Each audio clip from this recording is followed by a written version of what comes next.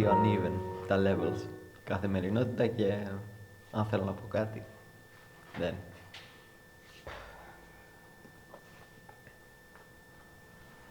Guys, sorry for interrupting. You might have a Type-C charger. No, it's in the back that I forgot. Yeah, me too. Otherwise, thanks to my bravo re The Christo. fact that I didn't forget in the end. Ωραία, είμαστε τέλεια. Super. So why we are practicing yoga? Ωραία, αυτό θέλω να σου πω, άμα if you want a book to write, just Yeah, I also have several.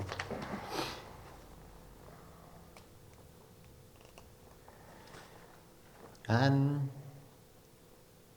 moving on to the next one, that I would invite you to share. What do you know about early yoga? Nothing, personally. What do you know? And it's a bit artificial, but just to give it a basic time frame, we called it from the Buddha to Patanjali, which means approximately 500 πριν και μετά τον Χριστό.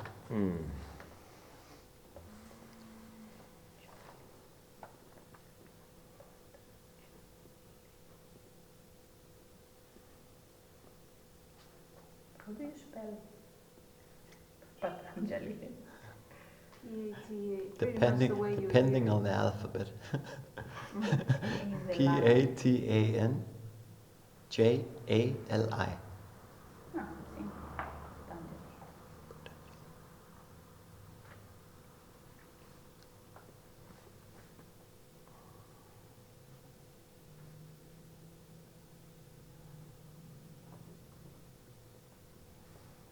And the other side of this question is, what would you like to know?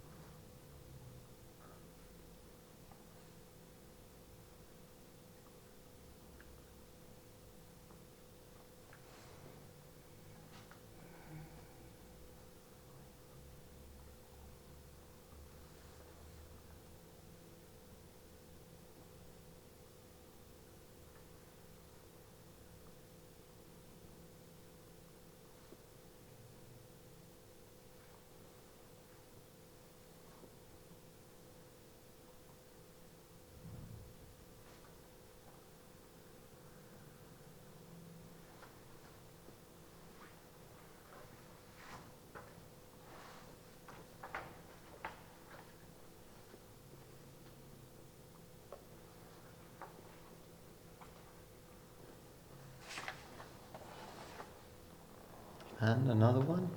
What was the? Sorry, I'm behind. No, it's okay. So what was the third, or you added on to the second question? After. What would you like to know? Okay. I would like you in a short while to share what you know and what you would like to know, because then I can. Okay. morph is the word, yes? Morph this into maybe somehow being relevant to you. Ποια λέξη θες να πεις? Το Το morph. Τι morph. εννοείς? Μπορώ να το πλασμάρω. Πλάσω. Πλάσω. Ναι. Adjust. Huh? Adjust. Adjust is the word, yes. I'll adjust. It's also less lying. Yes, I can adjust. I cannot completely. Yes, correct, Anna.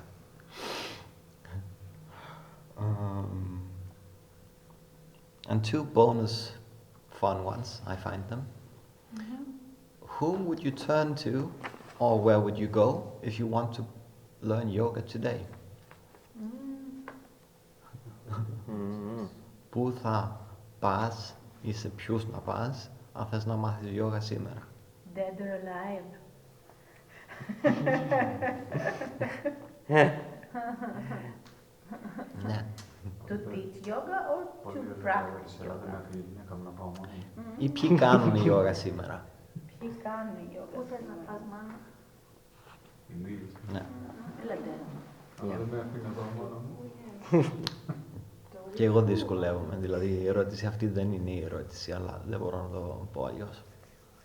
Θέλω να το...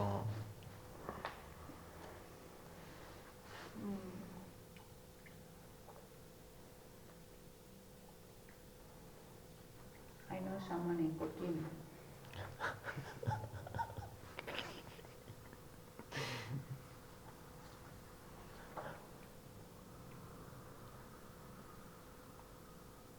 And another bonus fun one. Where did yoga originate? Where? Πού ξεκίνησε η yoga? Ξεκίνησαν με εμείς ή από πού ξεκίνησε? Από πού ξεκίνησε?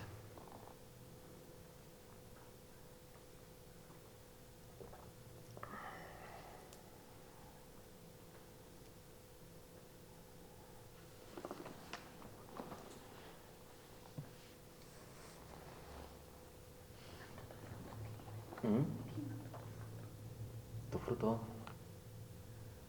Τι είναι? αυτό είναι grapefruit.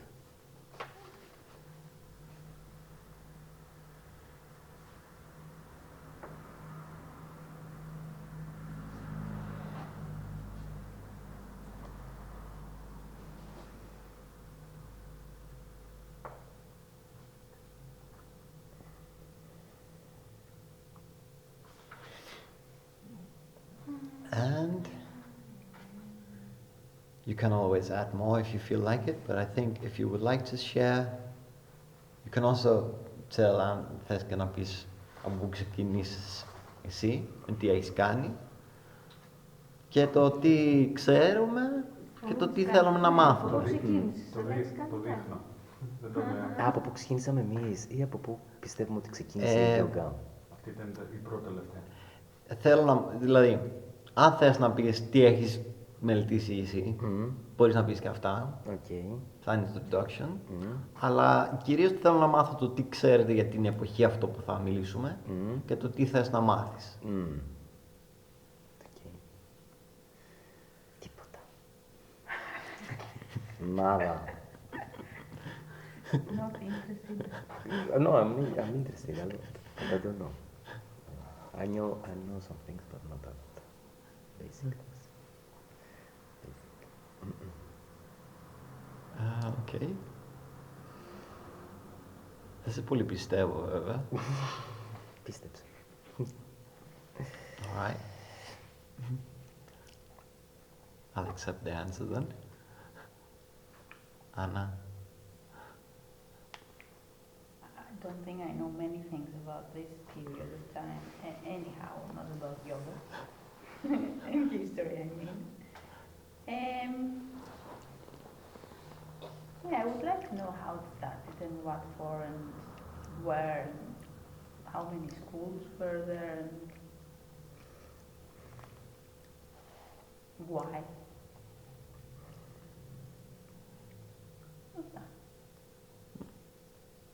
Ωραία.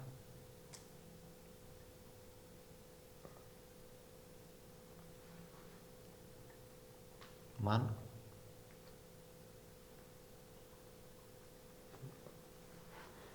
Για ποιο απ' όλα, για όλα.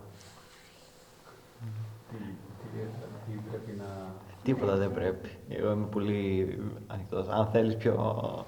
Τι έχεις κάνει, πες και αυτό. First question.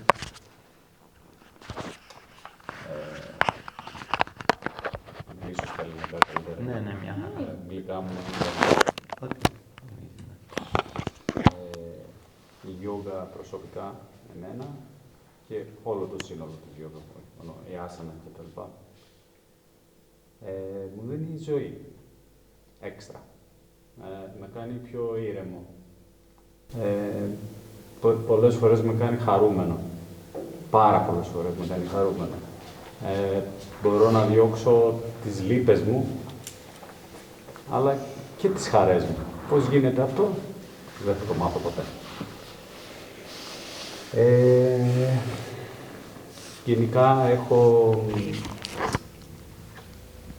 θεωρώ ότι έχω φτιάξει έναν χαρακτήρα πολύ πιο ήρεμο σε σχέση με πριν πολλά χρόνια. Και μου αρέσει πάρα πολύ αυτό. Αυτά. Πολύ καλά. Κάτι θες να μάθεις? Πολλά. Απλά θέλει πολλή ώρα. Γιατί είμαι άνθρωπος που ρωτάει πολύ. Μπορεί να μου έρθει... Ναι. Είναι πάρα πολλά που θέλω να μάθω. Προτιμώ να τα ακούσω και όταν... Ωραία, πολύ καλά.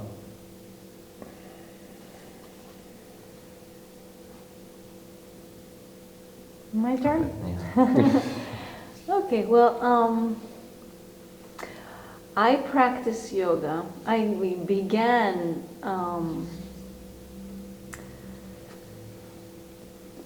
actually, I decided to put some energy and effort into learning yoga and learning how to teach yoga when I needed a deep change in my life. And it was almost like a calling, you know, like just go, it was just like, go and do this, go and do this, you know. I cannot explain.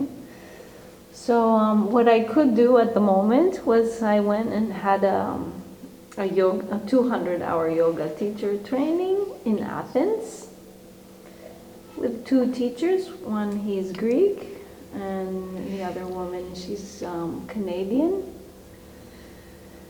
And this was an overall experience. I mean, we dived a bit into philosophy and into pranayama, into asana.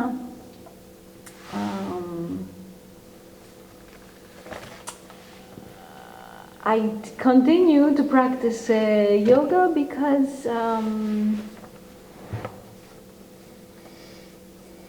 it's part of my life really now. But now I'm again at the changing point. I have focused quite a bit more on the asana part because I have a very deep connection with my body. And I need movement, so this was an important part. But okay, also pranayama and some meditation. But now I want to move deeper into that part of meditation, and I've already kind of started on that journey, and I want to continue.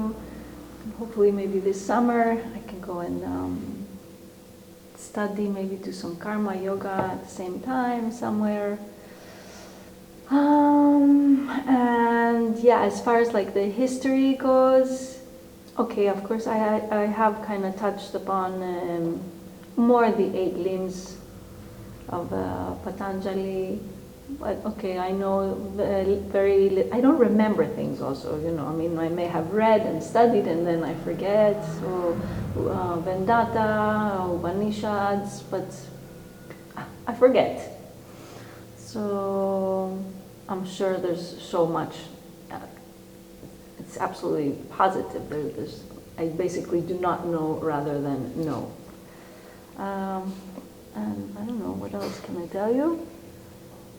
Yeah, and as far as where I would want to, or with whom I would want to, absorb information, I don't have anything specific in mind.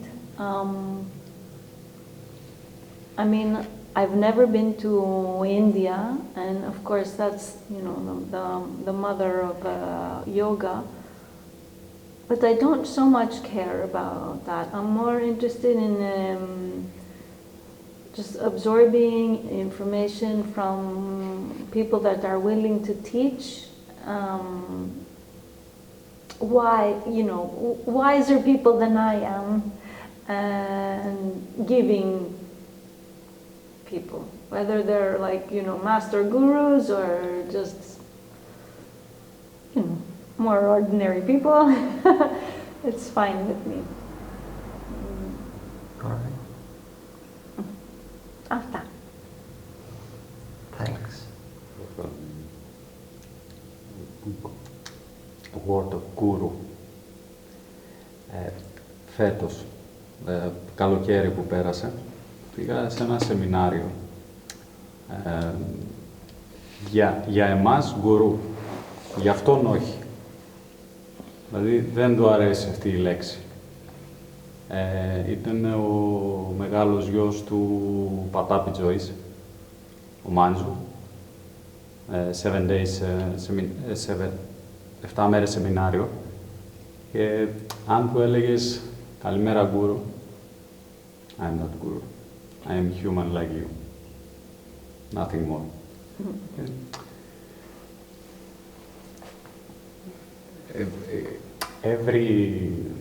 Κάθε φορά που ακούω γκουρου, μου έρχεται στο μυαλό αυτό. Μη με λες γκουρου. Αυτό.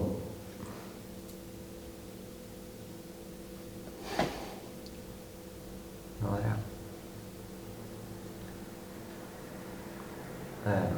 Και δυστυχώς δεν μπορώ να τα πω τώρα στα ελληνικά. Μόλις κάτι θες να ρωτήσεις ή να κάνω μετάφραση, ή και σε όλους σας βέβαια, πατάτε stop. Επίσης, όταν δίδασκα στο Λύκειο, είχαμε πολύ ωραίο σύστημα με τις μαθητές μου. Αν βαριόταν και απλά εγώ έκανα repetition και βαριόταν τρελά και το είχαν καταλάβει πριν μισάωρο, μου κάνανε fast forward. Ή σταμάτα, θέλω. Δηλαδή είχαμε σημάδια τα πάντα και κάποιες φορές μου παίξανε ping-pong. Που είχαμε σημάδι για το μου μπλοκάρεις το πίνακα και έχεις γράψει κάτι και δεν μπορώ να το πήγαινε λίγο πιο εκεί να το συμπληρώσω. Και όταν ξαφνικά με κάνανε ping-pong προς-πίσω, κατάλαβα ότι απλά με παίξανε παιχνίδι. Και είχαμε πολλά αστεία τέτοια. Δηλαδή δεν έχω κανένα πρόβλημα να μου πείτε για να μην κάνω απλά. Αλλά τέλος πάντων έχω προετοιμάσει δηλαδή μια έτσι γενικά σε τι κόσμο είμαστε, ποιοι είναι αυτοί που κάνουν ιόγα και εξελίξαν τη ιόγα. Τώρα το λέω στα ελληνικά, όντως. Wow. Συνέχισε. Και επίσης το τι πιστεύανε και το τι κάνανε, πιστεύω είναι ενδιαφέρον. Και μετά θα δούμε πού πάει μετά στο συζήτηση και τα λοιπά. Αλλά αυτά είναι τα headlines τέλος πάντων. Και γιατί το κάνω, θέλω να πω ως εισαγωγή.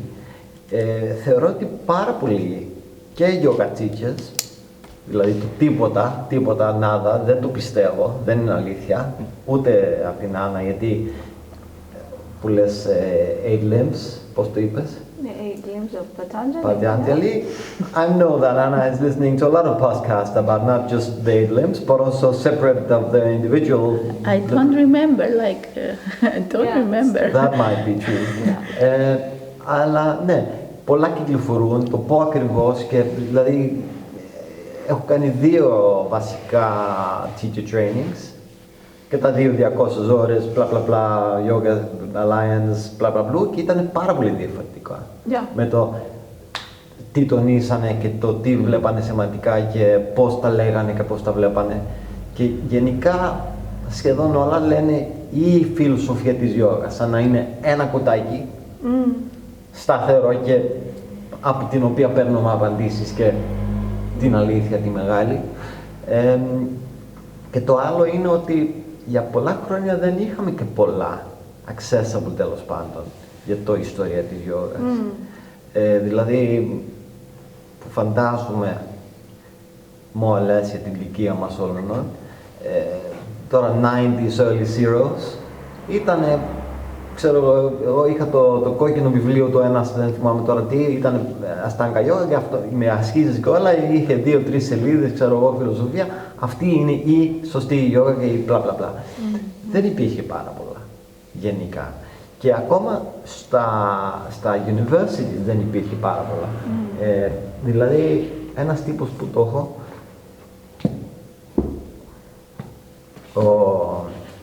δεν το πήρα τελικά.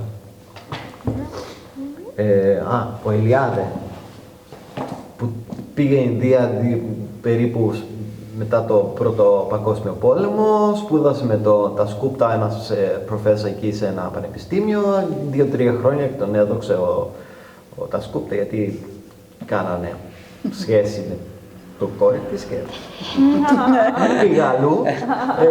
Αλλά τέλος πάντων γύρισε στην Ευρώπη, έκανε αυτό το πρώτο εκτέλεση 30 κάτι, μετά το ξανά έφτιαξε και 50 κάτι, ξαναβγήκε, αλλά αυτό ήταν αν σπούδασες πανεπιστήμιο, δηλαδή υπήρχε αυτό το βιβλίο. Μέχρι πολύ πρόσφατα, που μετά, βέβαια κάνανε και έρευνα, έχω αυτό εδώ για παράδειγμα, και πολύ wow όταν το βρήκα, μετά παίρνουν σε κάποια συγκεκριμένα ερωτήσεις, κομματάκια και κάνουν έρευνα. Π.χ.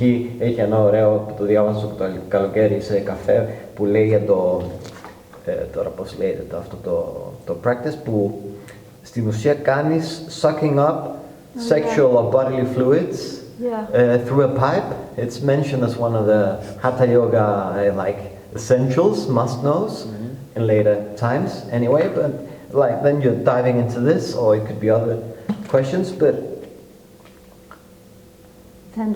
γενική εικόνα δεν υπάρχει πουθενά.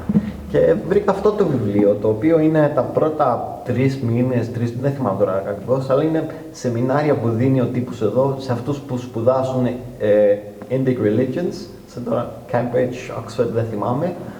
Και λέω, τι ωραία που τα έχει γράψει στο βιβλίο όλο το σεμινάριο, θα το διαβάσω και θα έχω το overview. Και το μόνο πράγμα που δεν έχεις μετά από αυτό το βιβλίο, δυστυχώς, είναι overview. Δηλαδή, κάτι λέει για κάποια nuns εδώ πέρα, South Thailand, κάτι για βουβού εδώ και ένα tablet που το βρήκανε εδώ και... Ήθελα απλά να έχω γενική εικόνα, δηλαδή. Το οποίο έχει αλλάξει αρκετά μέσα στα τελευταία 5 χρόνια. Μέσα στα τελευταία 5 χρόνια έχει αλλάξει. Πολύ πρόσφατα, που δεν ξέρω, μετά υπάρχει και το μεταξύ που έκανε και έτσι σε κάποια circles τέλος πάνω στο yogic world. Ο Mark Singleton έγραψε το Yoga Body, δεν ξέρω αν το έχετε ακούσει, που είπε πάνω κάτω ότι αυτό το φανταστικό και authentic σύστημα του Punjabi Joys δεν ήταν το μόνο και το αυθεντικό yoga που πιστεύαμε εμείς που κάναμε Αστάγκα Yoga τότε, και υπήρχε και άλλα και όχι μόνο, αλλά κυρίως τα exercises στο modern yoga είναι από σκανδιναβικό και αγγλικό γυμναστική που το φέρανε στην Ινδία και το συνδέσανε και καλά.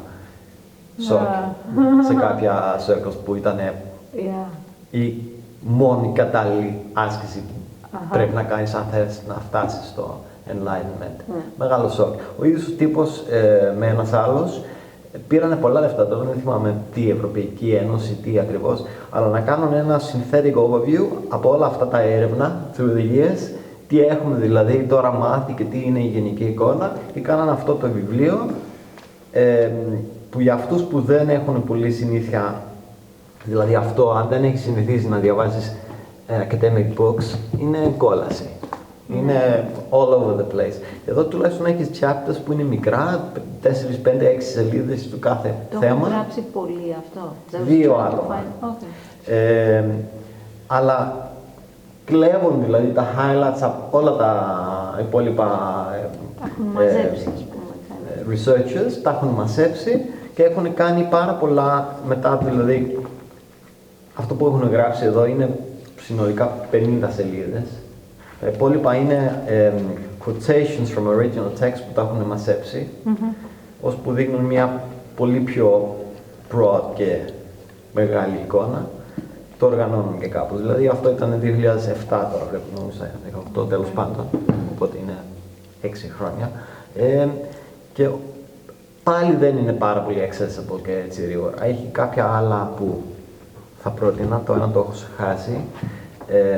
Λέγεται...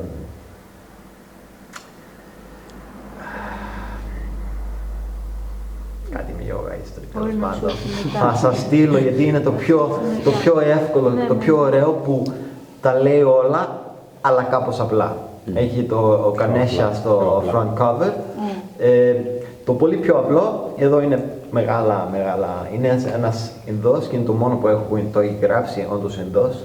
Και το πιο εντυπωσιακό εδώ πέρα είναι ότι όλα αυτά που μαθαίνουμε στα teacher trainings και γενικά λέμε μεταξύ μας στη Δύση που είναι έτσι και έτσι και έτσι, εδώ τα κάνει ένα πάχαλο. Και είτε φταίει τώρα που δεν είναι και yoga teacher, είναι journalist που τα έχει απλά κάνει ένα κείμενο. Δεν είναι τόσο set in stone τέλος πάντων στην Ινδία τι είναι η yoga και το τι είναι το yoga philosophy και το τι σημαίνει το τάδε και το τα λοιπά. Είναι πάρα πολύ ωραίο και τέλος πάντων. Και έτσι έχουμε σήμερα μία πιθανότητα να πάρουμε μία γενική εικόνα το τι γίνεται και το τι κάνανε και λέγανε που δεν υπήρχε πριν 5 χρόνια.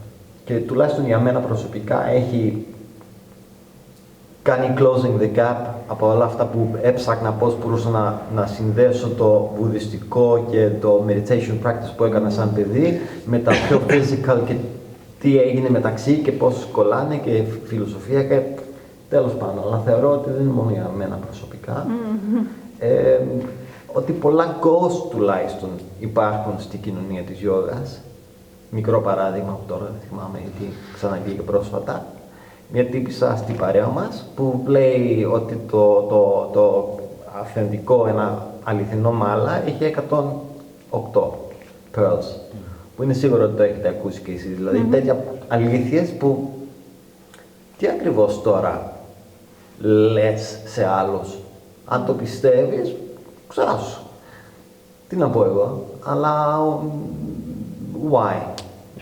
Θες να το πεις. Πολλά τέτοια. Και ώσπου πάντα αυτό που θέλω να κάνω, να δώσω μια γενική εικόνα, ώσπου ο καθένας μπορεί να διαλέξει αυτό που όντως θεωρεί ότι του βοηθάει. Τα υπόλοιπα να μπορεί να τα βγάλει έξω. Αυτό τέλος πάντων είναι η εισαγωγή. Το άλλο που πρέπει να πω εδώ είναι ότι είναι ένα puzzle, κυρίως αυτό το κομμάτι 500 πριν μέχρι 500 μετά, γιατί αρχίζουν να γράψουν περίπου 200-300 μετά, δηλαδή 700-800 χρόνια μετά θεωρητικά από τότε που είναι. Οπότε είναι, αν θεωρούμε ότι αυτός ο τύπος σούσε τότε και μετά ο άλλος σούσε μετά, θα έχουμε αυτό το timeline, όταν μετά καταλαβαίνουν ότι μάλλον αυτός όμως δεν ήταν ο πρώτος, ήταν ο τέταρτος, μετά ξαναλάζουν όλο το puzzle και είναι, άμα θες να κάνεις never ending puzzle, είσαι κατάλληλος άνθρωπος για yoga studies. Είναι τέτοιο. Because we are not sure how many Patanjalis there were in the end. Yeah. Because there wasn't only one Patanjali. Because there are so many things about Patanjali, because they say there might be 2 or 3 Patanjali or maybe 4 Patanjali in the end, because it's a big period of years that we are trying to cover the Patanjali's life, so we are not sure how many Patanjalis we have. Exactly. So it's a mess actually, and there is no lineage between the yoga philosophy and the yoga teachers, because we know that many years ago, No, for sorry, example, what? No? lineage. We don't have a strict lineage of the teachers, for example, because yoga stopped to be in the India for a big period of time. And when Hatha Yoga came to the surface from some teachers, it was considered to be very demanding for the body, and a lot of them, they just push it away as a practice, as a Hatha Yoga teachers, and it πώς το λένε τώρα. They set it to the side for many years until Krishnamacharya came, which said that he went to, I think, to Himalaya to find his teacher to teach. And then he was the connection between the yoga of the past, let's say, and the practice of the Ashtanga or Raja, I'm not sure which exactly she was teaching. And he brought it to India, and then from Krishnamacharya, and after we have a lineage actually that it continues until now. So it's not very old. The practice that we have is actually very new, the asanas that we are doing. It's not that they were, the yoga that we know now, it has nothing to do with the yoga that it were 5,000 years ago. It was more about meditation, philosophy, and things like that. And if we want to go a little bit older than India, we have the Egyptian yoga, which I'm studying the last year, which there are not authors, πώς το λένε αυτούς που κάνουν τις αναλύσεις τέλος πάντων. Όχι ακριβώς αναλυτές, κάπως αλλιώς είναι η λέξη, οι οποίοι μελετάνε τα ιερογλυφικά, the hieroglyphics of Egypt, and they managed to build some sequences as asanas, let's say, but except from that, they have a lineage that is in the walls for 3,000 years continuously. This was the way that the Egyptians were communicate with the next generation. So everybody knew that this, for example, hieroglyphic is for this, and that was it. They didn't change it. So they had their own language, which is actually the oldest one, because 3,000 years are a lot. I mean, a lot of generations have passed, but they kept writing and communicating in the same way. So for them, for example, for the Egyptians, if we can speak about yoga, it's 10,000 years ago. So it's 5,000 years older than the Indian yoga. So they try now to connect the Egypt with the India, and how the one civilization affected the other in order now to have these forms of yoga that we have. For me, it's not, we don't have one form yoga, because there are parts of yoga in China, there are parts of yoga in India, there are parts of yoga in Egypt. So you don't have one truth. There is truth everywhere, and the philosophy is huge. I mean, you cannot cover everything. It's endless. I mean, you need a lot of lives to study, and still you will have, parts that you will miss. So for me, the philosophy is about finding things that it match more into your personality, and go in this way, in this path, that you find something that is very interesting for you to follow. Very interesting. I'd like to hear more about Egypt at some point. Let's get back to that. And on that note, also some people are doing the same with the original or Latin American, before Europeans, traditions, and a lot of interesting stuff there as well. Maybe more asana practice there than in India. The same. But anyhow, I had expected you said India, honestly. That's what most people think when we say, where did yoga start? And we don't know a whole lot about before 500. That's about as far back as we can go with certainty to say what happened. And I have this map just to show, if we talk about Indian yoga, it started more or less here. And I know it's very small, but this is modern day Indian. We have Iran, and we actually have a bit of Africa.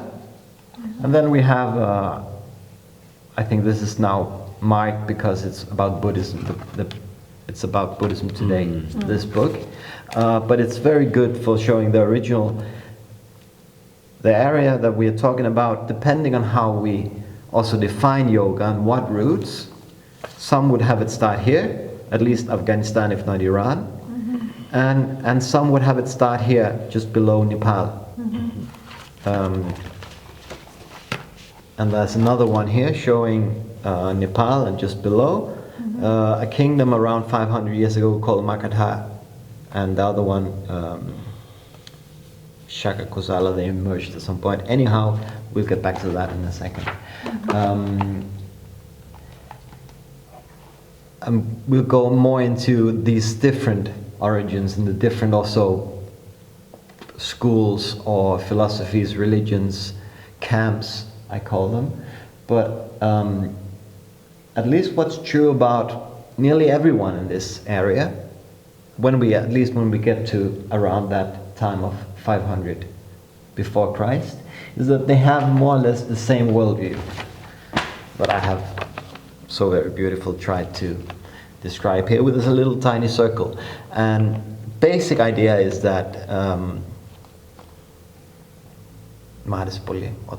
yoga gives me life, because basically these guys saw life as a common problem.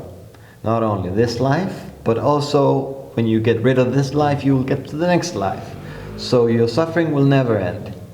And there's a huge debate also going about whether we are too, as in describing this philosophy from the West with a Christian background, where life is a miracle and we are have the promise of eternal life in the paradise, and thus might describe this worldview as a bit too negative. But basically it is more negative, at least, let's say. Life is at least the possibility, the endless possibility of not being satisfied. So maybe it's not, dukkha means suffering, but at least it means dissatisfaction at some point, or the possibility of. And you have that because you live in a samsara as opposed to an enlightened world. What you're being reborn into, samsara, is a cyclical world where you make karma, and because of your karma you get reborn again. There are variations of this pattern, but this is a common belief. So yoga fits in because you want to escape this wheel of being reborn. Death and rebirth is synonymous. In many of the texts you will find we will conquer death, and they mean we will not be reborn. So that's going on. And yoga kicks in, the key word for me is sanskara. I don't know if you had it in your trainings. Wanna share the samskara? Samskara is the is not the veil, eh? Something like that. No. Samskara. Go for it. The veil comes back to us in Advaita Vedanta, where we see reality through a veil and we believe it to be reality, but the real reality, which is only one, is behind that curtain. But anyhow, I'm planning to not say a whole lot about Advaita Vedanta, even if it starts back to my timeline. We have that philosophy coming around here, and here it becomes dominant, and the same as Mahayana Buddhism, that also starts here and evolves into, is a discussion. Some don't agree, but then you have tantric philosophy dominating here. I try to leave it for the next part. We'll have it at some point. Sanskara, and it's very related to karma and kriya, it's the same root. It means something along the line of impression, the impressions that your actions make and your imprints, so to say. And the most used word in Greek or Western civilization for the same thing, the closest we can get, is trauma. Traumatistica. Only in, I don't know about Greeks, you say it more general that we use. When we say trauma in Denmark, it's serious. You've been traumatized. It's bad. It's not just that. In the Indian philosophy, sanskara is way more general. I don't know now if it was Krishnamacharya, I think it's Desikachar, his son's explanation, that when you have about to say grapefruit. His example was orange juice. You have a glass of orange juice, and you feel invigorated, energized. And you're like, wow, that was really good for me. So you tend to think that next time I will drink an orange juice, it will have the same effect. This is sanskara, the imprints that it leaves on body and mentality, everything we do, good and bad. And it's not just the bad. Manos replied to, τώρα στα ελληνικά και δεν θυμάμαι τις λέξεις, αλλά και αυτά που θέλουμε να αποφύγουμε, αλλά και τις χαρές μας μπορούμε να τα βγάλουμε κάπως με τη yoga. Very true to original yoga αυτό. Γιατί εδώ μπαίνει η yoga. Με τη yoga μπορούμε να κάνουμε erasing αυτό το sanskara που κάνει φίλτρο, που δεν βλέπουμε το πραγματικότητα όπως είναι, το βλέπουμε από το φίλτρο που έχω τώρα με το θέλω άλλο ενέργεια, θέλω άλλο grapefruit και μιλάω γιατί δεν μπορώ να φάω και δυσκολεύομαι. Ή χαίρομαι που θα το φάω σε λίγο, αλλά σω στο παρελθόν με το προηγουμένο grapefruit που έφαγα τέλος πάντων. Και έτσι δεν με αφήνει ελεύθερος στον τώρα. Και μετά το κάθε φιλοσοφικό σχολείο έχει διαφορετικά λεπτομέρεια εδώ πέρα.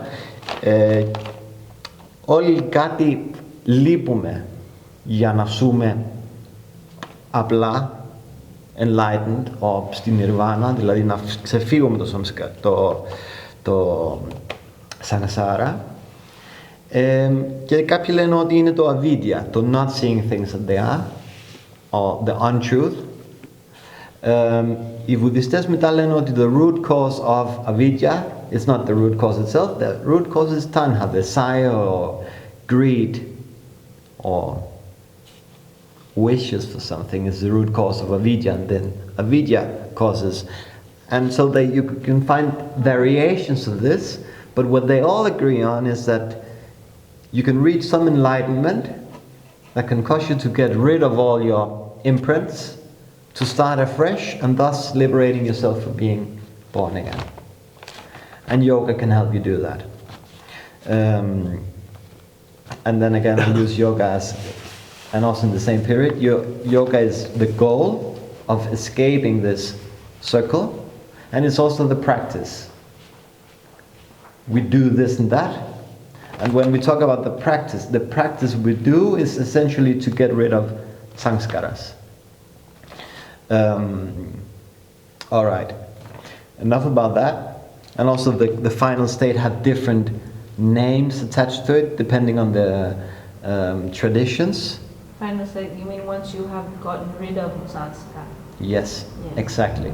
Some call it liberation, some call it enlightenment, and you find mukti, buddhi, enlightenment. Nirvana is the Buddhist phrase. Yeah. And kaivalya you will find in Patanjali, maybe specifically to choose a word not from any specific tradition. We can get back to that.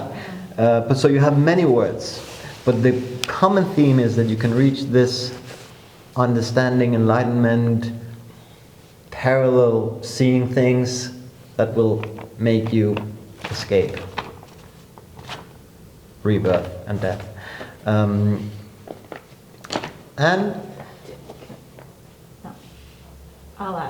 should I ask now? yeah, do it. Does anybody know, like, let's say Christianity, let's say, has this, what you were talking about, how, okay, we live a life, and this gives us the possibility for eternal life, whereas these people here, the philosophy was, we have a life, and we have a life again, and we have a life again. How did that come up? Does anybody know? I'll write it down for later. Maybe save it. Yeah, what made people want, what made people believe, the same way, what made people, Christians, let's say, believe their theory? Maybe it gives ένα σκοπό στη ζωή σου. Maybe it gives a purpose to your life. I'm sure that this, if we go into religion, If you don't want to go to paradise, choose to come again here and live again another life and see what it will happen. If it doesn't work then you can go to paradise and stay Yeah, there. I plan to come again. Why not? Has anybody escaped his cycle?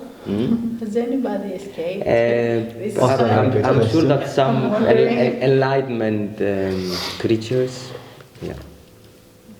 But Very not good. Maybe we'll get back.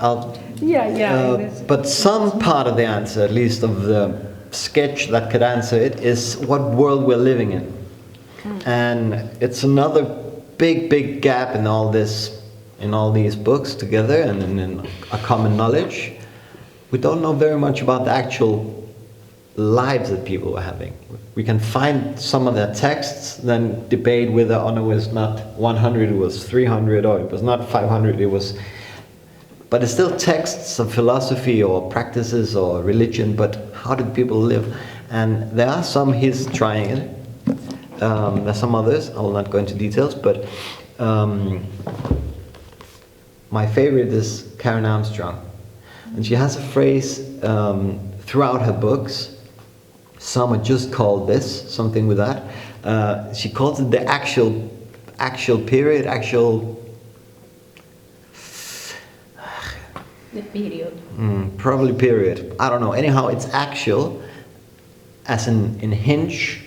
It's not quite arm, it's not quite this. It's what connects. And meaning, all over the world actually, we're going through a transition of hunter-gatherers at some point, then settling down, livestock around us instead of hunting, and society emerging from that very, very slowly in the beginning. And so we have customs, we have a lot of things that we do automatically, repeatedly through generations. And slowly, and at some point, taking pace, taking up speed, reality shifts. And the old ideas about you have to marry your cousin here because we always marry from this village. It's just not good enough anymore. People are like, I don't want to do that. Or you will have some common sense about this cup that I made because I'm a cup maker and my father before me and my father, blah, blah, blah, and it costs this much because this is the price of a cup. And all of a sudden Christus is like, yeah, but I don't need no more cups. I have plenty of cups. So things start to shift. That's a stupid example. I just tried to thread in the Bazari story. Things are shifting, and the whole idea about you can maybe take these cups that Christus are giving away for free in Ios, and you can go to Heraklion and sell them for 50 € το καθένα, and you can make a living out of just selling stuff, and the morals and the ethics and the rules, everything upside down, and especially if your mind is not very open to this, everything goes. Αν θες να πας Ηράκλειο, πήγαινε, πούλησέ τα. Δεν είναι σωστό, αλλά δεν είναι και λάθος. Ποιος να τα κρίνει? So for a lot of people, this were like, oh shit, what are we gonna do? And it varies a little bit in history, what's happening and what choices and what responses come up. And the same is through in Christianity, from the earliest part of the Old Testament, where you had a very newly settled life, and maybe some of the oldest songs and prayers are from the very early part of the times before that. And then you get more and more organized societies and new rules, new roles, new classes, new gender roles, and don't speak, you're a woman, you cannot speak in public, and don't do it at home either because you're a woman, you know. Stuff like that. Yeah. And I will not go a whole lot into detail, but coming back to yoga in India, it was troubling times for these people, or at least a lot of people. And the big difference here, because I think this goes all over the world, the big difference in India was you get this common idea that there must be a way out. Has anybody ever escaped? Ποιος και πώς και τι πρέπει να κάνουμε και τι είναι η σωστή ζωή και ποιοι κανόνες μπορούμε. And we have a generally open environment, as opposed to other religions, I think goes for all of the different philosophies and religions here.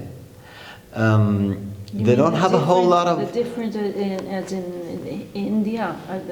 Yes, at least to some degree. Okay, yeah. And we'll get back to the schools in a short while. But just a brief example. So when the Buddha, not yet a Buddha, called Siddhartha, the prince of some state, we can't remember today, his wife had just given birth. And basically within the first few days, weeks, we don't know exactly, but he's like, this life, I'm now a father, I go to the woods. If the same thing happened, we would be timalakas. And in those days, oh, great, you're going to the woods to practice yoga to liberate us all. Τι ωραίος παπάς που έφυγε και σας άφησε, δηλαδή. Big difference. And so a lot of people now take into the woods, or around the edges of town or society at least, drop out basically, saying, we want your rice, preferably 2 times a day. Once is also okay, as long as we can do yoga, and otherwise we will not give anything but our new ideas about enlightenment back to society. Yeah. And society is all right with that. Great, have some rice. It's a very, very big difference to, not categorically, and the early Christians also ate something, and where did they get it? I don't know, did they live just from fish? I don't know. But at least as a society where it was okay to have hundreds just leaving towns in society, families, newborns, going into the woods, practice yoga, discussing philosophy, discussing how to liberate and all that jazz, and they basically, not just, I mean, from commoners on the streets, yes, I'll share my food, to kings actually going, okay, you should have this piece of land to practice on. Huge difference. And they saw it as a common way of making a better world. Hopefully, we can get back into then. They also started competing about what type of yoga and what ideas we want to support. It didn't last this period of, have my rice. But they believed that you could find a way out, and these philosophers or practitioners were of value to society. That's a huge difference. And let's, and in general, I think Karen Armstrong's books in general, but especially this one about the Buddha and the Buddha's life, describing early period of Buddha, this period, you mean? Yes, and of early yoga, it's because it's quite enjoyable to read. It makes sense, and it draws the big picture. Turns out the Buddha went to a yoga school before going to himself into the woods, and he mastered this yoga school. And the final state of what they taught at that time was something with 12 cycles of I want to say vibhuti, but it's not that, and it's not samsara. The final state of the 8th limb, samadhi. Samadhi. So he entered into samadhi, and it's a bit unclear as to whether you're allowed to breathe. It's approximately, the researchers say, it's probably 22, 28 minutes. I don't know how they calculate that. Quite a long time, and maybe you breathed slowly, maybe you didn't breathe at all. And back in the 50s, Swami Rama came to the States and showed how you could actually go into a self-induced coma if you were trained. So we know also from modern yogis that it could be that what it meant was coma, as in no breathing, no heart rate for 20 minutes, let's say, times 12. And if you did that without specific thoughts in this samadhi state, then you would liberate yourself. That was the master class, the black belt of this yoga school. going back to the map again, because we know where it was. Manu Tapianis. It's not on the map. It's up here somewhere in Kapalivato is there, very, very north. And he's not satisfied. He's like, but then when I come out of these cycles, I'm back to normal reality. life, back to reality where everybody is hungry or troubled or happy or singing, or what has changed? And so he goes on. And let's then look again, this very organized chart. There are basically three streams or camps within this milieu. Collectively, they're called sramanas, as in striders or outcasts, or the ones that have renounced ordinary life and they're going into the world, the woods. So the Shramanas were the people that went into the woods to find a solution. Yes. Just for ease, we can call them the proto-yogis, whatever. Renounces, ascetics.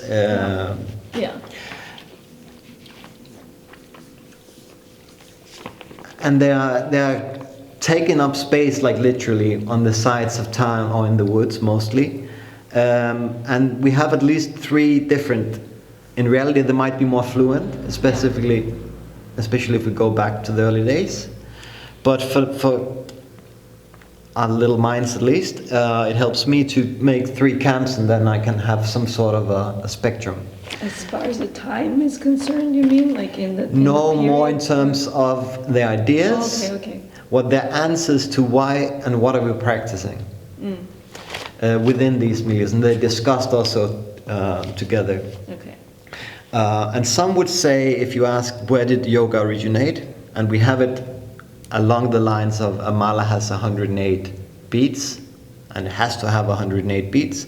You would also find a book that I'm very fond of in the moment. I didn't bring it. It's about breathing exercises. Can't remember her name. And on the back to sell it, it says yoga's ancient wisdom going back to the Vedas.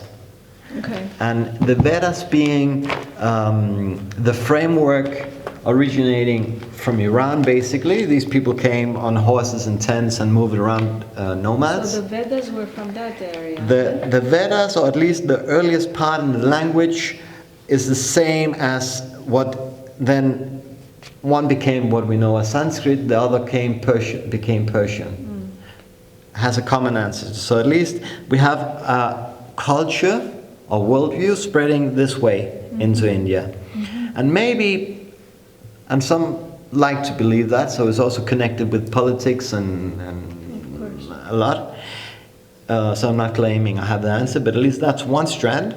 And then you might have, from the meeting of this, we don't really know what was there before, and then this worldview gradually occupying. Or you might have some ideas already and other ideas, and in the new matchup, we don't know. But anyhow, that makes more sense to me. So you have. It's always a merge. It's a merge, and what is merging are these three principles, at least, camps. One with the Brahminic, I call them Brahmins. Yes. Easier today to say Hinduism, but again, Hinduism is a bad word.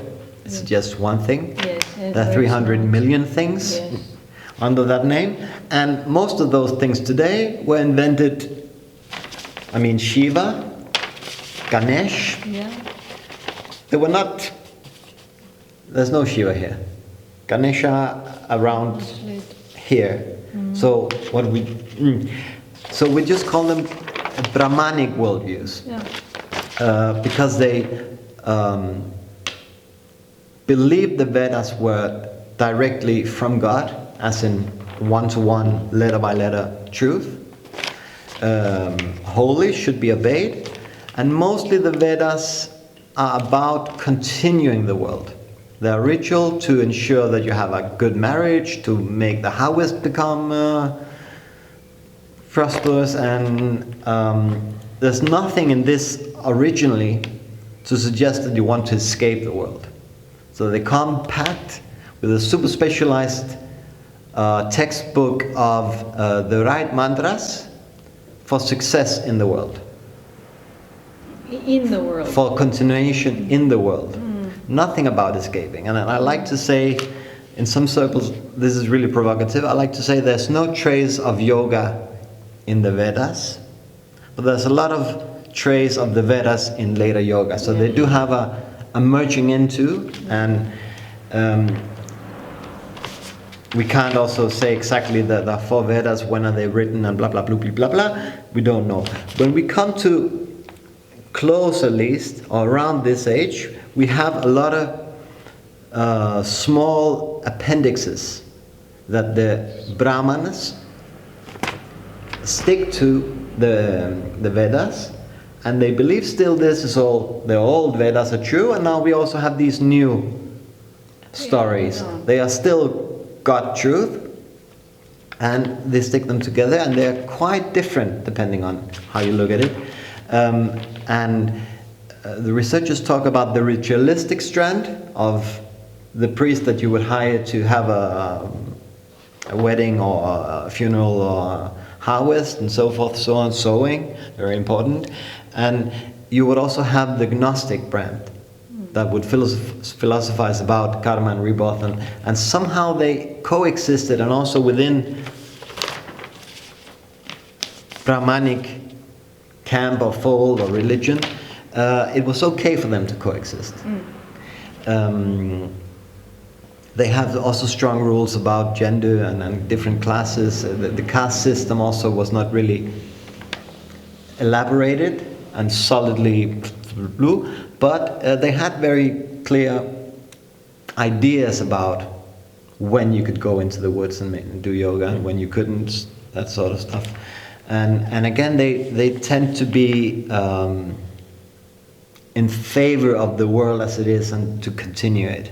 And the other end of the spectrum, you have the giants that are the most hardcore extremists of let's end it as soon as possible.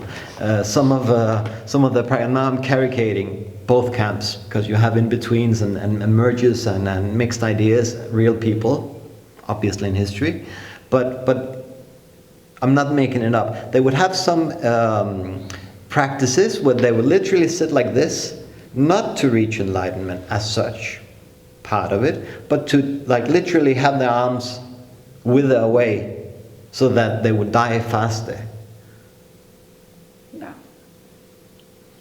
Of course, suicide, just as suicide, was not an option, because if you were not liberated before, then you would just throw yourself into new lives without reason. Yes. So it was not suicide for the sake of suicide, but as soon as you could reach enlightenment, then get out of the cycle, because this cycle, eventually living in the world, is violence. You cannot live without doing violence to other things. Ideally, at least, you should, if you live, sit very still. Because even if you walk around, even if you don't hit insects in the air while you walk, that was a bad thing to do, obviously. But even if you just stamped on the ground, you were doing violence to the earth. So get out of this life as soon as possible. So they have softer practices. I'm sorry, my nose is commanding me to run away. You want the... Alex, you want... No. Bravo.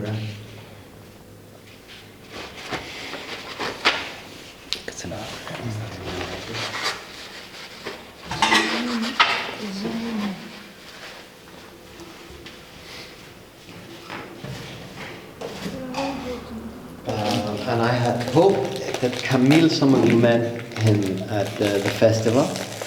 We had dinner with him a couple of weeks ago. I had hoped he would have joined us today, because until we had dinner with him in Heraklion, I didn't know that there was still a living Jaina tradition in India. Buddhism has gone away, but the Jainas are still there, and obviously has other practices than just how to die soon. And by family and belief and everything, Camille is from a Jaina background, so I would love to have his input into this. not a lot of them. Anyhow, so they were like the hardliners of this let's live in the forest without doing violence, reach enlightenment, and then drop out of existence. And I kind of think they were also the first response locally that then met with other impulses. But that's speculative anyhow. But they tend to be the extremists, but also They were more open to others, you mean? Let's leave it there. I'm also not sure what I want to say. The point is that they were having they were not seen as maybe extremists, but they're not seen as outsiders. They're very much a big voice in this milieu. And I think also shaping the practices from a very early point and defining them, and the words and the philosophy, everything. And then you have Buddhists, and when we say Buddhist is about the middle way, it's very literally a middle way between this let's all die as soon as possible and let's just continue. If we can just make the harvest good enough next year, we don't have a problem, let's live. The Buddhists were trying something in between, literally. So let's at least spread enlightenment before we all drop out. Still for the Buddhists, nirvana, they have nirvana, this realization in life, and you have the final stage of enlightenment is in death. No doubt about it. What you're striving for also here is Not here. beyond life, not here. But until at least you can liberate everybody else, you cannot just drop out as an individual. That would also be violent, because you would leave everybody else in violence. So you have to somehow spread practices that liberated the rest of mankind. And there's a funny little story, I think it's funny, but about the Buddhists and the giants. And it also shows that they were having arguments between these camps, quite seriously. And it's not really known whether they all lived at the same space, or they had different schools sending letters to each other, or delegates. I think in the early days they were very much living in the same, outside of this town or in these woods, and they would discuss, at least in some periods during the rain season, they would meet up and discuss, and then they would go when the weather was better, they would go individual and practice.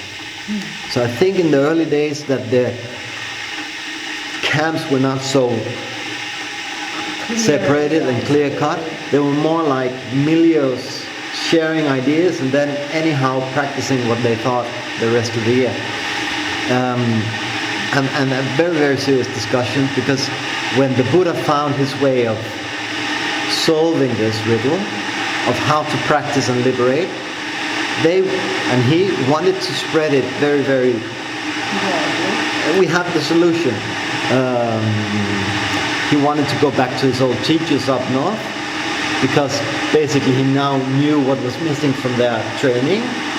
And his old teachers both, he had two, and they had both died in the meantime. It was very sad, because they never. Anyhow, so the Buddhists run around, and if you look at the map of where they actually go, you are impressed with where they can actually cover. I don't have it, but even if we leave out the historical Buddha, and they are traveling all over the place by foot, and it's quite impressive. And the giants that say that you should ideally sit still, don't hurt the air and the ground, please, they are appalled. They're seeing this huge rambling Buddhist horde just running from town to town, causing havoc on the earth. And after a discussion, because the Buddhists initially do this also in rain season, because they like their new ideas so much, the new yoga method, they are going all around the year, and the giants are, at least in rain season where you trample up everything, you're destroying everything. And the Buddhists eventually have to agree, this is violence, this is too much violence, we cannot accept this. So okay, we don't missionate, or what is it called? We don't go around anyhow. In the rain season, we stay put. Otherwise, it's not ahimsa, we cannot defend that. And it tells me that you have at least an open discussion. And there's a lot of other evidence about this. One is the Sahana Bhavatu, which is basically a let's work together for the benefit of all mankind. Yeah. And let's not have our differences cause trouble in this process. They are there, obviously, we don't agree on everything. And another version of this that I'm pretty sure it's in one που κάναμε, για αυτό το βαλάκι, είναι ένα ιστορία με ένα ελέφαντο που δεν ξέρω αν το έχετε ακούσει, είναι ένα από τα Upanishad, δεν θυμάμαι ποιο, αλλά και το λέει ο Βούδας συνέχεια, που θες να το πεις? Δεν το καλοθυμάμαι, που είναι με το πόδι και μετά the ears and then the tail in the end. Ναι, το ψιλοέχεις. Yeah, a little bit. Αυτό. Και όλοι κάτι ψιλοέχουμε από την πραγματικότητα ή την ιστορία, αλλά δεν θυμάμαστε και τα πάντα και κάτι μας έχει μείνει. I think the story goes like that. There is an elephant that it goes to... Θα το πω σε ελληνικά βασικά. Είναι ένας ελέφαντας που πάει σε ένα χωριό και δεν ξέρουν τι ακριβώς είναι γιατί δεν το έχουν ξαναδεί. Αλλά νομίζω ότι είναι τυφλοί, there are blinds. So there are some people that play... Αυτό είναι τυφλοί. Ναι, είναι τυφλοί. So they gather around the animal, but they are not sure what it is. So some of them are hugging the feet, and they are trying to figure out what it is. And they are saying, I don't know, they are saying different names, I think. And then the other is taking the proboscida, and they try to figure out, and they are like, say, there is a big snake or something like that. And the others are taking the tail behind and try to figure out what it is. So everybody, I think it's what Alexandros says, everybody has a small part of the truth, but not the whole image in the end, because you cannot see what is behind the true story. Something like that. Yeah. Πολύ ωραία. Oh, very sad.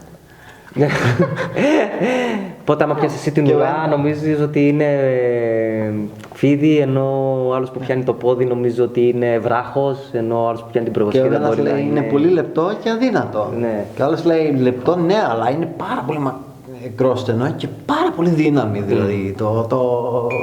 Και το άλλο λέει, δεν ξέρω, αλλά πολύ χοντρό.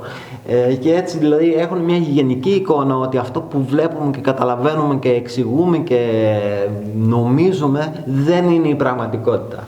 Όπως πολλές ιστορίες, αλλά αυτό δεν το είχα ξανακούσει.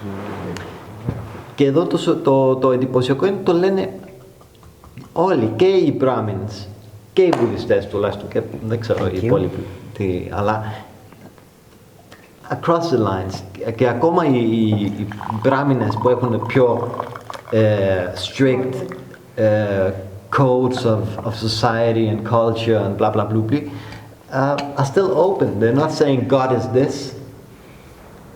We don't know, basically. There's this very known part of the oldest Veda that say, who created everything? Was it created from nothing, then something? Or was it something that something? Or was it intentionally? Did he, she, it, what?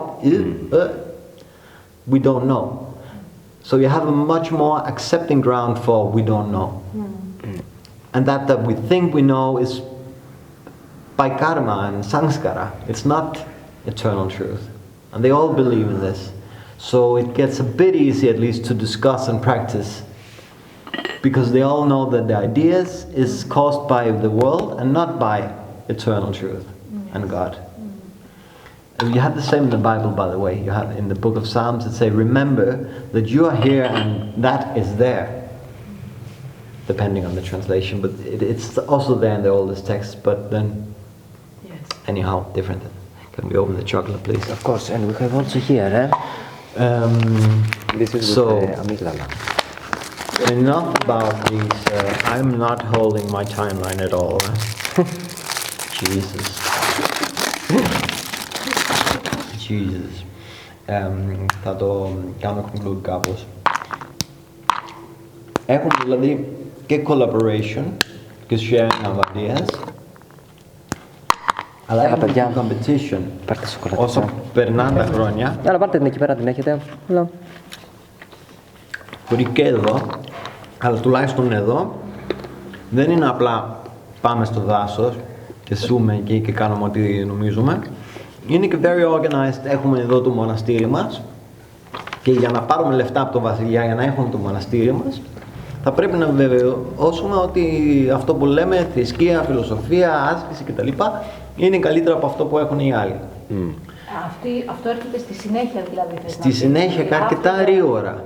The yogis in the forest, let's say, Ναι. then they start like organizing Exactly. more into like Και όταν φτάσουμε εδώ στα 300 περίπου όταν έφτασε ο Μέγας Αλέξανδρος, θα έχεις και όλα αυτά τα διάφορα και αυτός π.χ. συνάντησε κάποιοι τύποι που ήταν ξαπλωμένος στη γη, στο ήλιο ή κάποιος που στέκεται σε ένα πόδι και τέλος πάντων, αλλά αμέσως μετά, μάλλον για το ίδιο λόγο, έφτασε ο Μέγας Αλέξανδρος εδώ, εκεί που δεν έφτασε, αρκετά σύντομα μετά από αυτό, ενωθήκανε σαν ένα βασιλιά.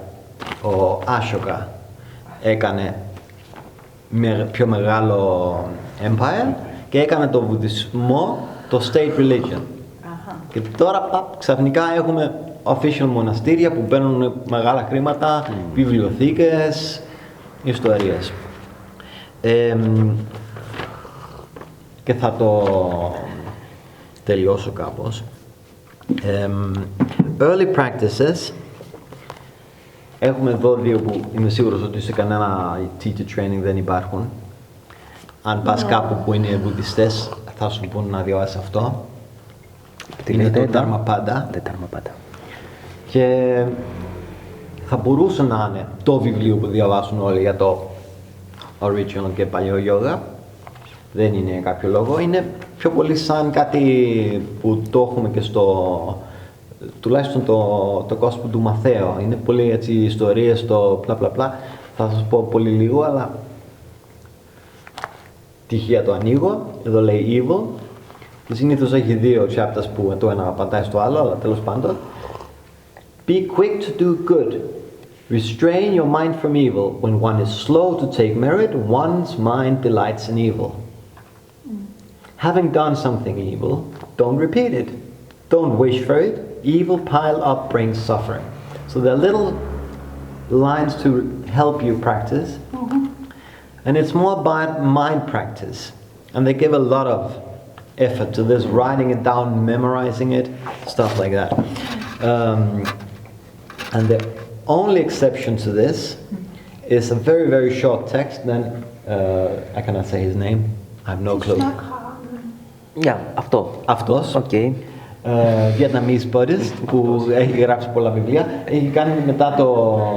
Εδώ είναι commentary από εδώ και πέρα. Το original text είναι αυτό. Okay. Που είναι από μία φορά που ο Βούδας ήθελε να μασέψει όλους τους μαθητές του και έμεινε για πάρα πολύ καιρό στο ίδιο μέρο, για 4 μήνες ρε παιδιά, για να καταφέρουν οι υπόλοιποι... Αυτό δεν ήταν αστείο, αλλά για να προλαβαίνουν οι υπόλοιποι να έρθουν και να πάρουν οδηγίες από τον Βούδα himself to how to meditate. Και literally, τα λέει βέβαια τώρα εδώ 4 σελίδες, αλλά είναι αυτό, be aware of what is happening now. If you're breathing in a deep breath, you're breathing in a deep breath. If you're breathing in a shallow breath, you're breathing in a shallow breath. If you're feeling tired, you're feeling tired. Δηλαδή τα λέει και τα... αλήθεια τώρα. Ταξίδι δεν πάει. Δηλαδή, για να ακούσω αυτά. Και ναι, accept what is και κάτσε με αυτό. Είναι η μόνη οδηγία στο of practice που έχουμε αυτή τη early εποχή και το κάνουν και πιο σπουδαίο ή πιο systematized ή πιο philosophized, πιο επιστημιακά όσα περνάει ο καιρός μετά. Και έχουμε και κάποιες, γιατί μετά και οι βουδιστές μετά κάνουν και ξέρω εγώ πόσα splits που σαν να είναι η communist left, έχει τόσα splits μεταξύ τους. Και ένα που μου αρέσει πάρα πολύ είναι ο Brian Kopp, Karen O. Kopp, something like that. I can find a link. She's done some studies of Brian O. It's definitely Karen. Something with Brian. Never mind. She did a Karen O. Kopp. I'm not sure about Brian. She did this study of early Buddhist texts and Patanjali, and she ends up concluding that Patanjali must have been from this school and not the other school, because they were having internally a discussion about having done yoga, having uprooted the samskara, thus freed yourself of karma, were you then fit for nirvana infinitely, or did you have to redo the practice to re-uproot these imprints?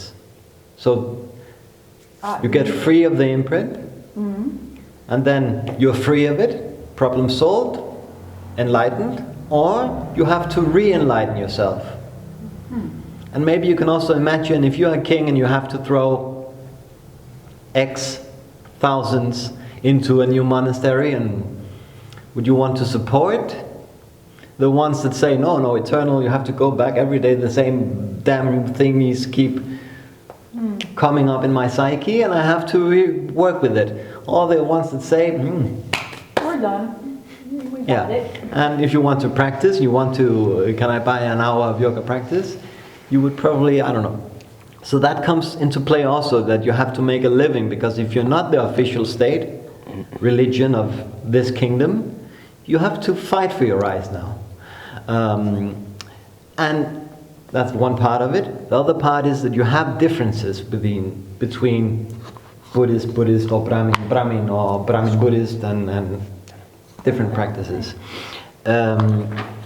And the general picture is that you don't want to practice yoga. If you're within this Brahmic fold, you have the Bhagavad Gita, that is also loved in many yogic circles. Bhagavad Gita, it comes from the Brahmins. Yes. Yeah.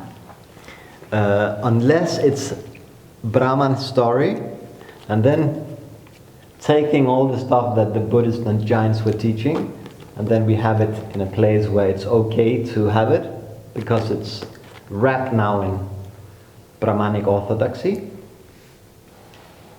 But have Could taken also be an explanation. But basically the main story in this, at least the framework, is Arjuna, that is a warrior son, and he has to go into a battle to kill his uncles and cousins, and he doesn't want to. He's like, how can I kill my uncle? Yeah. Isn't that... And he wants to run into the forest. So and many of the early yogis were from the warrior caste.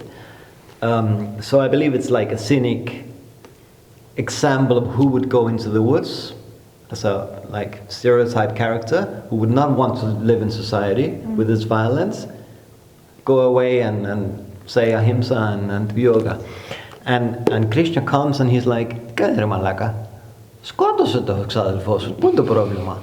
Απλά αρκεί να θυμάσαι ότι έχεις το ίδιο consciousness με εμένα και το έχεις πάντα, δεν υπάρχει θέμα. Σκότωσε, αφού δεν είσαι άλλος. Κάνε το χρέος σου. Κάνε το χρέος σου. Και αυτό είναι το overall picture. Μην κάνεις yoga, κάνε το χρέος σου. Στη κοινωνία. Με τα, ακόμα και τα άσχημα που πρέπει να σκοτώσεις και πρέπει να παντρευτείς και πρέπει να κάνεις παιδί και ξεκίνησε όμως αυτό το θέλανε να πάνε κάπου αλλού να κάνουν yoga και δεν θέλανε να σκοτώσουν τα ξαδέρφια τους.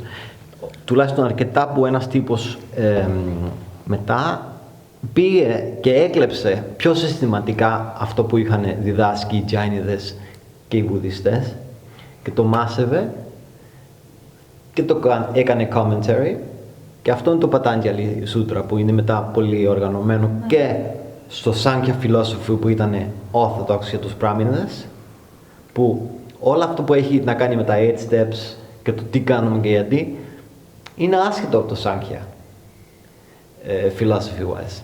Γιατί το λέω, η τελευταία yoga teachers training έβασε τρομερό σημασία όλο αυτό το Sankhya. Και δεν λέω ότι είναι σωστό, λάθος ή άσχετο, δηλαδή, αλλά ναι, ένα μεγάλο κομμάτι από αυτό το βιβλίο είναι μετά να εξηγεί το yoga μέσα σε αυτή τη φιλοσοφία. Ναι, για να καταλάβω τώρα λίγο. So the Sankhya comes from the Brahmins, and then let's say we've come up to the sutras of Patanjali, and but they are two. Well, not opposite, but different lineage, different mentality. Μπράβο, ακριβώς. And now you say this yoga training, the second you did, paid a lot of attention to the Sankhya. Which is okay if you want to do it. And what are like the readings of Sankhya? Do they have like you know? Which is also a bit tricky because the first Sankhya philosophy thing is from 600 and something. So what does Sankhya mean? And we know that the yoga school of Buddha was Sankhya philosophy, and he rejected it, and the giants rejected it. But it's about the gunyas, the rajas, tamas, sattva. It's about the different elements, and it's how the world, and ultimately most important, it's about purusha, the conscious awareness, being different from prakriti, which is everything material in the world. And that you can liberate it. And it explains then how yoga works within this framework, which is half of the book. And the other half of the book is you can practice like this. And it takes together all the yamas, niyamas are copy-paste directly, more or less, from the jainas codes of monastic living, especially the ahimsa, satya, help me out.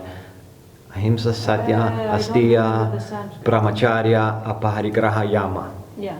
This is the maha something, the big vow of the Jains. If you want to become a Jaina monk, they had also lesser vows that you, moderated versions. This were the Jainas, those are basically wanted to practice to die. Their code of conduct. And he took it into the how to do yoga manual that he then made, if it was one he, all that jazz. And then you have a lot of Buddhist, at least taken out of there, because if you sold yoga practice directly from the Buddhist, you would not be so welcomed. Now we are in the end here. Okay. And Brahmanic societies are trying to convince people to not leave their families and go into the woods. They want them to kill their uncles and stay in society, basically. But at the same time to somehow take in some of the yogic ideas. So what Patanjali, or the author... is so much used and read and... okay, you tell me later. Yeah, I'm finished basically. And it's why I'm finishing here, because one point, yeah. And I'm not saying that it shouldn't be. There's a lot of beautiful. And by the way, I'm just curious. I'm curious now, because I don't know all of the Bhagavad Gita. What I have. And a lot of very, very beautiful. And also, I'm not saying you should all be Buddhist and not this. It's fine by me if people choose to be Orthodox, Hindu, the Veda is that, no problem. And by the way, the picture of the rivers coming into the sea that I had in my, before you came, πριν ήρθες, μάνα, δυστυχώς. Ήταν την εισαγωγικό στο διαλογισμό. We have recorded it. I will upload it and you can have it whenever you want. Αυτό το picture, δεν είμαι σίγουρος, γι' αυτό δεν το είπα, αν το picture που σαν να είσαι βουνό και οι σκέψεις σου είναι σύννεφα και περνάνε, μήπως το έχετε ακούσει στο... Ναι. Και θα μπορούσε πολύ πιθανόν να είναι από εδώ. I wanted to tell you that I'm not used to listening to this version of the sea και Και το picture of emptiness inside and outside, it was a very, very used Buddhist practice, and it's also here. That's why I put it in. There's a lot of good stuff. I'm not Yes. saying, and also maybe it's correct to kill your uncle. Το άξισε ο μαλάκας. They want to take the kingdom, I think. so I have to kill them. I mean, this is my purpose. I'm a warrior. This is the purpose. Ευθύαταξ, yeah. Yeah, but I think I'm listening now a podcast very interesting from a scholar who I think she's in India, but she's American, so she's speaking very good English. I can share it with you. It's very very interesting. She's speaking about and actually is analyzing the sutras of Patanjali. And at the very beginning, she says, if you're not practicing meditation, this class is useless. Just open the door and go out of the class. The sutras is only for meditation, nothing else.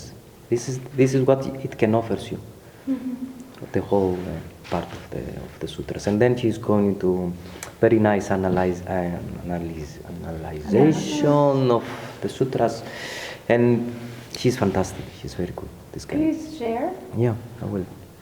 I will do it actually now, because after 5 minutes, my mind will be like a goldfish. Yeah, 3 seconds after. generally I would Oh, really I don't know. love, because, I mean, I'm scribbling a few things here, but very quickly because I'm listening. These funny little things that you've written there, can we take like a picture Of it? course. Of course. For you, but Τι θες να my κάνεις? best. Θέλω αυτά τα δύο του χαρτιά, θέλω να τα έχω, για να τα θυμάμαι. Well, whatever I'll remember, because τι να προτείνω. Γενικά- But if you hear them and you hear them again and then you hear them again and then something is added and then you hear something else. Θα προτείνω δύο βιβλία επίσης. Yes. Το ένα, τώρα θυμάμαι το όνομά του, είναι αυτό που σου έχασα τελικά μάλλον. Λέγεται From the Vedas to Vinyasa. Και είναι ένα τέτοιο μέγεθο normal, ας πούμε, και readable, understandable, και έχει όλη την ιστορία από τα Vedas όντως μέχρι modern yoga. Λίγο από την πλευρά της αμερικάνικο yoga, όταν φτάσουμε στο 1800 κάτι είναι είπα και κυρίως. Αλλά πάρα πολύ ωραίο. Αυτό είναι το ένα. Ίσως και αυτό για τα αρχαία. Πάρα πολύ ωραία τα λέει και αυτή η τύπισσα. Για το γενικό περιβάλλον, κοινωνία και τι κάνανε. Και για το βουδισμό και το απλά. Το τρίτο που και αυτό δεν το βρίσκω τώρα καν, αλλά είναι στην ίδια σειρά, αυτό που λέγεται A Very Short Introduction to. Έχει ένα για βουδισμό, ένα για Ινδουισμό και τα δύο είναι κάπως so-so, αλλά αυτό που είναι A Very Short Introduction to Indian Philosophy είναι όλα τα λεφτά. Πώς το πες, αφέρει? A Very Short Introduction to είναι η σειρά. Okay. A Very Short Introduction. Και μετά έχει, δηλαδή... It has the very short introduction to yoga. What's it called? Indian philosophy. Indian philosophy. And thus, not a lot of people find it. If you're interested in yoga or meditation or Buddhism, you don't necessarily want to read a whole book. And so On philosophy. And it also has Buddhism and what else? You said something, a third one? Hinduism. Indian Yeah. philosophy, Buddhism and Hinduism. And the Buddhism and Hinduism looks at those world religions from a contemporary, today view and kind of meshes it all up. Okay. If you're into that, I mean, I enjoyed both. But the Indian philosophy has Buddhism, it has the Orthodox, it has Sankhya philosophy, it has Advaita Vedanta, Tantra not so much, and Jainism not at all. But, and a lot of other stuff. Also there's Mimamsa, which is a whole discussion I didn't talk about the written word and how it comes up in the yogic world, because do you have to do the mantras very, very correctly? Saying the correct sounds, can you alterate them? And does it have to be with 108? All that discussion stems from a understanding that it's language and grammar that creates reality. So you have to do it very, very correctly. And since we have these mantras directly from Brahma himself, you have to say it very correctly. Yeah, enough about that. It's a brilliant little book. Okay. So, for you, Alexandra, what is the conclusion from all that you know about the philosophy of yoga and the purpose of the philosophy? Good one. In your practice, in your daily life, in your path. That if we look, the tradition of yoga is not one set in stone monolith. It's always, Feuerstein say, parallel rivers in the same delta. They might seem the same, but from the very beginning it has been parallel, people jumping, mixing, coming together, coming apart. I think this is the whole world. This is how it is with everything. With everything. And at least yoga is no different. So that's A. And that also means that it's okay to mix up this practice with that practice, and because it has always been like that. And this is just as authentic yoga as anything else. I like this belief. This is what I believe. This is what I believe. And then I really enjoy those discussions. Personally, the discussion about whether you can uproot the samskara permanently or not. I recently had this, how to say it, going through a lot of changes, a lot of also difficult stuff, and being sort of newborn afterwards. Το πέρασα. Είμαι άλλος άνθρωπος και είμαι όντως. Δεν είμαι ο ίδιος ευτυχώς. Αλλά μετά από λίγο κάποια από αυτά τα στοιχεία που είχε αυτός ο άλλος Αλέξανδρος δυστυχώς ξαναβρίσκονται, επιστρέφουν και πρέπει να τα ξαναμελετήσω. Μπορεί να είναι και λίγο αλλιώς, αλλά και δεν είναι, ναι. Και δηλαδή με βοηθάει ότι υπήρχε σαν συζήτηση αυτό το κομμάτι. Και λέγανε κάποια πράγματα και στο τι συμβαίνει με φιλοσοφία, αλλά και το πώς το μελετάμε. Που μετά τα σούτρα του Πετάντζελ τα λέει πάρα πολύ αναλυτικά, με βηματάκια το πώς, τι, και μ' αρέσει πάρα πολύ. Αν πάμε στα πιο έτσι, ιστορίες από αυτό που σας έλεγα από το Ταρμά πάντα, που είναι πιο πολύ έτσι, λίγο να σε ανοίξει το μυαλό, ας το πούμε έτσι, πιο, αυτό το κομμάτι με το άλλο το τι practice κάνουμε στο mat και το πιο γενικό τι κόσμο έχουμε, ζούμε, τι κάνουμε, όλα αυτά. Είναι και αυτό σημαντικό που δηλαδή για αυτούς τους παλιούς δεν υπήρχε το κάθομαι μόνο και κάθομαι μόνο. Είναι το γενικό ahimsa και το γενικό compassion in the world και το meditation άσκηση ήταν λίγο από όλο αυτό. Και αν δεν είχες το compassion, άσχετο το τι θα το έκανες δηλαδή το... Ήταν λίγο πραναγιάμα, λίγο meditation, λίγο άσκηση, αυτό. Λίγο... Αλλά ήταν κάθε μέρα ήταν συγκεκριμένα πράγματα που κάνανε, όχι ώρες, με πράγματα όμως. Ναι, αλλά τρόπος ζωής. This was a part of the society that it was doing that, or the whole society? Because, for example, for someone that he was working in the fields to manage to live and to work for his family and his kids and this and that, it was part of his daily routine or life, or it was something that it was completely strange, like now we have the yoga and the people that they are not practicing and the people that they are practicing, and do you have awareness or not of what's happening in your life? So it was something separately back then, or it was something that most of the people were doing that, or it was a privilege for a specific casta or a specific part of the people? Πολύ καλό.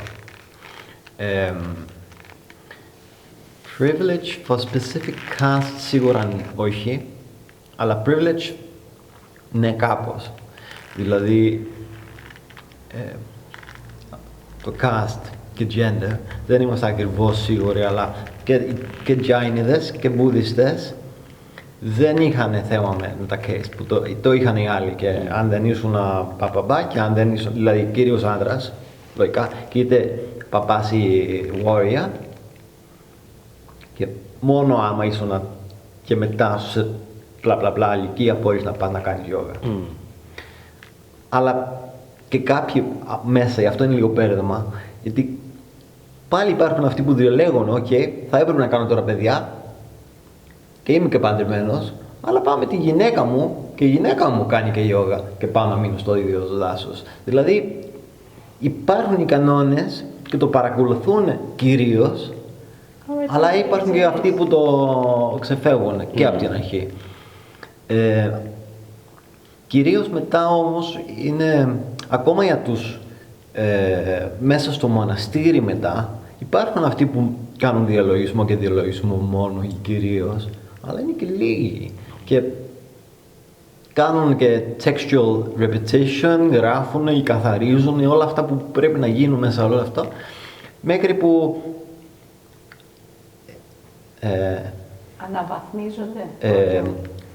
Shows up, a new school of Buddhism comes into light, from the fact that they think that the other Buddhists are become too religious, too centered on telling the stories, not doing the actual work.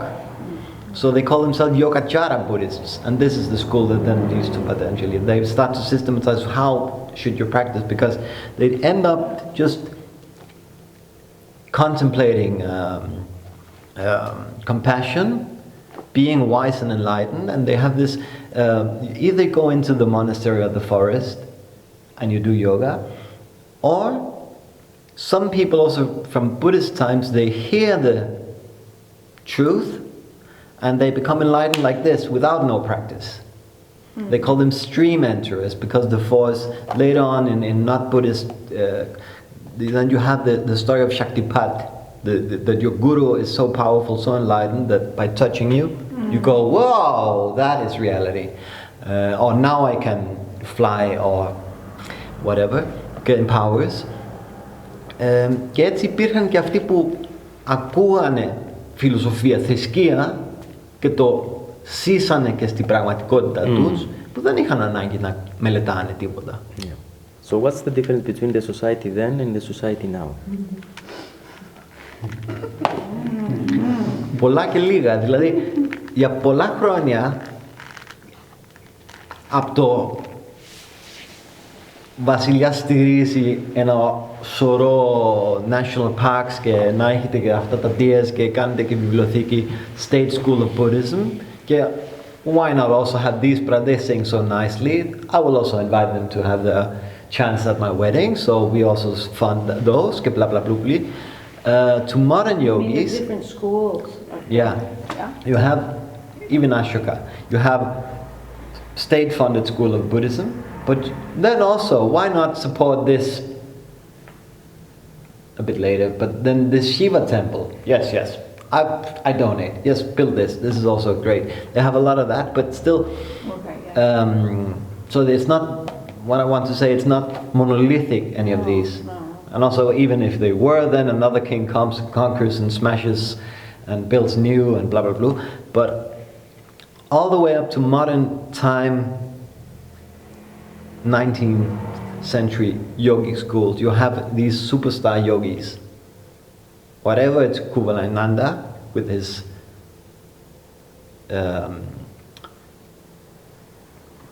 medical, this is yoga for health, you can get rid of arosyas, illnesses, pathologies, by doing yoga like this in white uniform. This is one of the first modern yogis. Or you have Krishnamacharya and the versions by his students. This is correct yoga, blah blah blah, so on. Or all the big schools where you have one guy mainly, in the beginning at least. Then some of them have female students, but it's one guy with the correct answers, the correct practice, and the tradition of yoga. Here, become my student, I will give to you. Accept everything that I tell you, 100%, eat my shit, all my hastούκια and my μαλακίες, γιατί εγώ έχω την αλήθεια. Και το σύσαμε, δηλαδή και ακόμα στο πιο medieval times, hatha yogidες, αν είχες γκούρο και πήγες αλλού, μεγάλο θέμα. Που πάλι υπάρχουν αυτοί που το κάνουν και δεν τους νοιάζουν, όπως Πατάντζαλη, τώρα I'm going back and forth. Ο Πατάντζαλη πήγε και στους Τζάινιδες για να κλέψουν τα γιάμα και τα πλου, πήγε αρκετά σοβαρά για να... Δηλαδή όλοι πιστεύουν ότι για να κάνεις, ακόμα και να το κάνεις copy-paste από άλλα, να το κάνεις στο κατάλληλο order, πρέπει να ξέρεις 2-3 πράγματα από το βιολογισμό, αλλιώς δεν βγαίνει τόσο ωραίο. Yeah. Άρα πήγε σε κανένα βουδιστικό μοναστήρι, ξέρουμε πόσα χρόνια, 6 μήνες και να ήταν, μπράβο του, για να τα βάλει μετά σε άλλο περιβάλλον. Ο πιο hatha yogi equivalent, δεν θυμάμαι το όνομά του, κάτι με ψάρια μετά. Είναι γραμμένη χάθα τα αντίπικα, Λίγο πριν αυτό, αλλά που έκανε μια καινούρια έτσι bloom of... Όχι κουρούτσα, πώς λέγονταν έτσι. Ναι. Νομίζω ξέρω ποιον είναι. Και λέω ψάρι γιατί είχαν αυτό το ιστορία με το ψάρι που έμαθε από το Σίβα. Αλλά τέλος πάντων έκανε αυτός σε διάφορα μοναστήρια και έκανε μετά ένα καινούριο μοναστήρι που έκλεψε λίγο από τα πάντα και... Just as we say, everything in life.